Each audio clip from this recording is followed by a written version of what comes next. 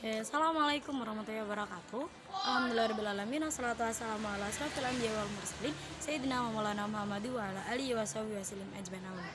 Yang terhormat dan yang kehormati Abi Nifini Ida selaku pengasuh pesantren SPK Lariban Fida.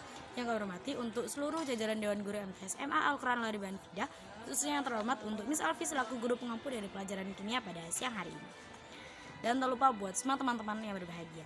Perkenalkan, nama saya Binti Sandar, saya dari kelas 12 MA Al-Quran Lariban Fida. Di sini saya akan mempresentasikan tentang pengukuran dari pelajaran fisika. Nah, pengukuran. Di sini contoh-contoh atau macam-macam alat pengukuran atau alat ukur, yaitu adanya jangka sorong.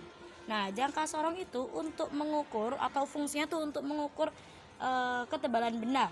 Nah, satuan dari jangka sorong adalah sentimeter. Nah, lalu yang kedua ada mikrometer skrup. Mikrometer skrup itu adalah untuk mengukur diameter.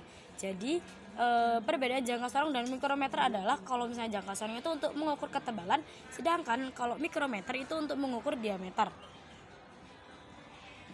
Nah, perbedaan di sini juga perbedaan satuannya teman-teman antara jangka sorong dan juga mikrometer. Kalau jangka sorong kan tadi satuannya sentimeter, sedangkan mikrometer satuannya adalah milimeter atau mm. Nah, lanjut. Selanjutnya adalah adanya yaitu tentang besaran. Nah, di besaran ini tuh, besaran itu ada dua, yaitu ada besaran pokok dan juga besaran turunan. Nah, besaran pokok itu apa sih? Besaran pokok itu adalah di mana besaran dasar yang satuannya itu sudah ditetapkan. Jadi, dia itu udah pasti, dia itu udah ditetapin dari dulu. Nah, contohnya seperti panjang, satuannya L. Masa, satuannya M. Waktu T. Kuat arus listrik I. Suhu mutlak T besar. Intensitas cahaya I. Dan jumlah zat N. Nah, itu adalah satuan pokok atau besaran pokok. Nah, selanjutnya adalah jika besaran turunan itu adalah di mana besaran yang satuannya itu tersusun dari satuan besaran pokok.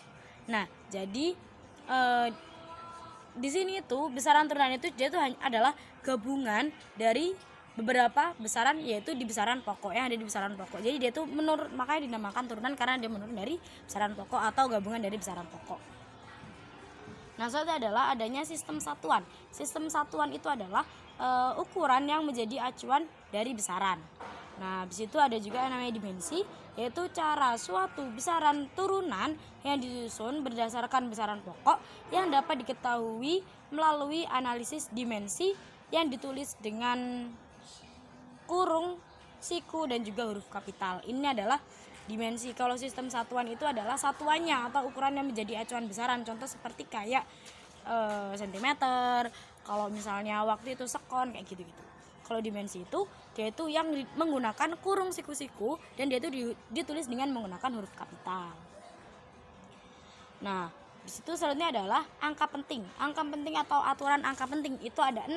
Yang pertama adalah angka yang bukan 0 itu adalah angka penting. Contohnya seperti 1,23 cm. Nah, di sini terdapat 3 angka penting, yaitu ada 1, ada 2, dan juga ada 3. Nah, yang kedua adalah angka 0 yang terletak antara tidak 0 itu penting.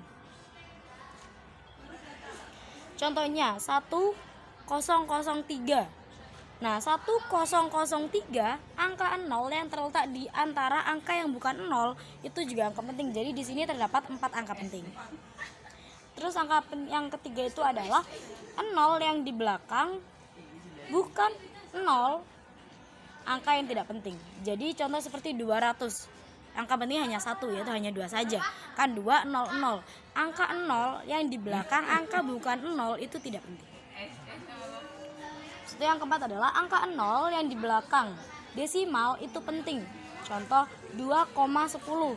Jadi di sini 2,10 kan 2,10 itu terdapat 3 angka penting. Itu yang kelima adalah 0 yang pertama yang di kanan kirinya desimal itu tidak penting.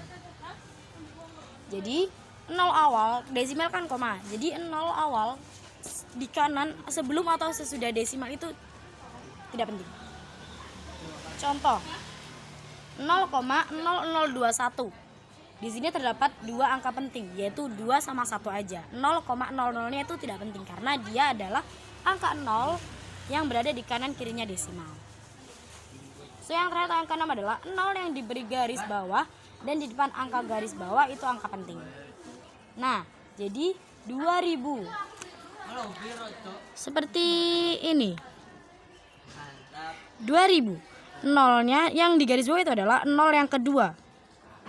Maka di sini terdapat 3 angka penting, yaitu 2, 0 dan habisnya 0 yang di garis bawah. Itu angka penting. Nah, yang terakhir adalah nilai ketidakpastian, yaitu adanya delta X sama dengan 1/n akar n sigma X kuadrat sigma XI kuadrat dikurangi sigma XI dalam kurung kuadrat per n kurangi I. Nah, jadi yang pertama itu cara kita tuh mengetahui ketidakpastiannya itu adalah yang pertama itu ketentuan nilai ketidakpastian relatif, yaitu ketidakpastian relatifnya itu cara yaitu ketidakpastian relatif sama dengan delta X per X bar dikali 100%. Yang kedua adalah cocokan presentase ketidakpastian relatif yang didapatkan itu tadi. Sekian dari saya, kurang lebih mohon maaf. Assalamualaikum warahmatullahi wabarakatuh.